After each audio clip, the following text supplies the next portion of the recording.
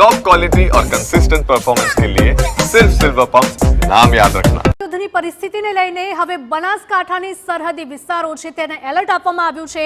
Bharat Pakistan border પર શહેરી વિસ્તારોમાં પોલીસનું પેટ્રોલિંગ અને સુરક્ષા જોવા મળી રહ્યું છે અને બોર્ડર પરનું નડાબેટ ટુરિઝમ પ્રવાસીઓ માટે બંધ કરવામાં આવ્યું છે। ગઈકાલે ભુજ અને જેસલમેરમાં ડ્રોન હુમલા બાદ સુઈગામના 24 ગામને બ્લેકઆઉટ કરવામાં આવ્યા હતા। ગઈકાલે સાંજ પડતાની સાથે જ જે પ્રકારે પાકિસ્તાને ડ્રોન હુમલા શરૂ કર્યા હતા તેને લઈને જ ભુજ અને કચ્છના જે પણ સરહદી વિસ્તારમાં આવેલા ગામડા છે તેને બ્લેકઆઉટ જાહેર કરવામાં આવ્યા હતા, જેથી કરીને પાકિસ્તાનના જે પણ આ હુમલાઓ હોય, જે પણ નાપાક હરકત હોય તેને નષ્ટ કરી શકાય। તો બોર્ડર પરનું જે પણ વિસ્તાર છે ગઈકાલે સુઈગામના 24 ગામને બ્લેકઆઉટ કરવામાં આવ્યા હતા। આ સાથે જ ભારત પાકિસ્તાન યુદ્ધની પરિસ્થિતિને લઈને બનાસકાંઠાના સરહદી વિસ્તારો પણ એલર્ટ મોડ પર છે। ભારત પાકિસ્તાન બોર્ડર પર શહેરી વિસ્તારોમાં પોલીસ દ્વારા સઘન સુરક્ષા વ્યવસ્થા અને પેટ્રોલિંગ યથાવત છે। બોર્ડર પરનું નડાબેટ ટુરિઝમ પ્રવાસીઓ માટે હાલ પૂરતું બંધ કરી દેવામાં આવ્યું છે।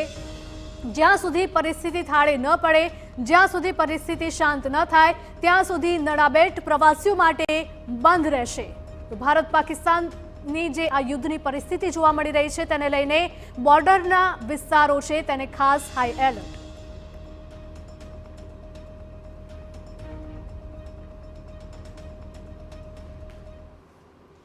તો સમગ્ર વિગત સાથે અમારા સંવાદદાતા અતુલ ત્રિવેદી જોડાઈ ગયા છે। અતુલ, સૌથી મહત્વનું બની રહે સરહદી વિસ્તારની સુરક્ષા કરવી, તેને લઈને હાલ તંત્ર કેટલું સજ્જ બન્યું છે અને હાલ ગઈકાલે રાત્રે જે બ્લેકઆઉટની સ્થિતિ હતી તે બાદ હાલ કઈ રીતની ગતિવિધિ આપ ત્યાં જોઈ રહ્યા છો?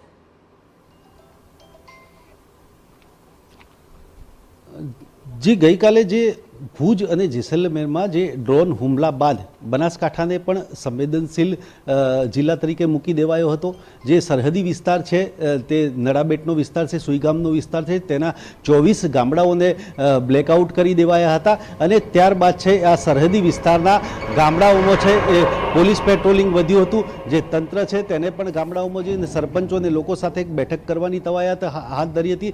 જો યુદ્ધની પરિસ્થિતિ જાય ને કોઈ પણ પ્રકારનો હુમલો થાય તો સરહદી વિસ્તારના લોકો સુરક્ષિત કઈ રીતે રહી શકે તેનું પણ તંત્ર દ્વારા આયોજન થઈ શક્યું છે। અત્યારે જે પ્રકારે નડાબેટ બોર્ડર પર જે સીમા દર્શન છે અને આ સીમા દર્શન છે એ પણ પ્રવાસીઓ માટે બંધ કરી દેવાયું છે, કારણ કે બોર્ડરની નજીક જ સીમા દર્શન છે અને પ્રવાસીઓની સુરક્ષાને લઈને અત્યારે તો આ સીમા દર્શન બંધ કરી દેવાયું છે।